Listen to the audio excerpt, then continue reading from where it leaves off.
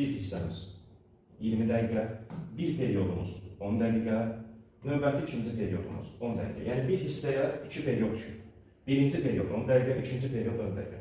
Periodlar arası, yəni dövrələr, kitabınızda bunu dövrə olaraq da görəcəksiniz. Dövrə yaxud da period deyəcək.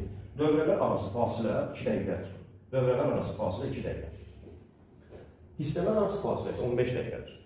İkinci hissəmizdə həmçinin 20 dəqiqədir. Ümumi oyun 40 dəqiqə oynanır. Əsas vaxt 40 dəqiqədir. Birinci hissə dedik, birinci, ikinci period 10 dəqiqə, 10 dəqiqə, ümumi 20 dəqiqə oynanır. İkinci periodumuz, ikinci hissəmiz isə 15 dəqiqə fasilədən sonra üçüncü period olaraq başlayır. Yəni ikinci hissənin ilk periodu üçüncü perioddur. İkinci hissə başladıqda üçüncü period başlayır. Üçüncü periodumuzda 10 dəqiqə davam etdikdən sonra 2 dəqiqəlik fasilə ilə dördüncü period başlayır. Dördüncü periodumuz da həmçinin 10 dəqiqədir.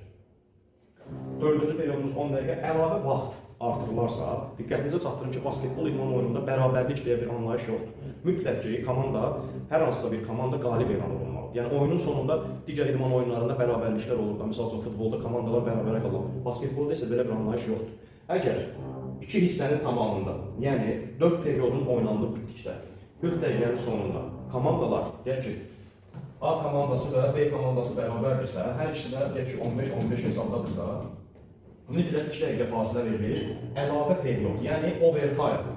Overtime deyilən bir 5 dəqiqəlik əlavə hissə oynanır. Aydındır. Əsas hissə dedikdə birinci və ikinci hissələr nəzərdə tutulur. Hissələr arası fasilə 15 dəqiqədir. Birinci hissədə birinci, ikinci period, ikinci hissədə üçüncü, dördüncü period.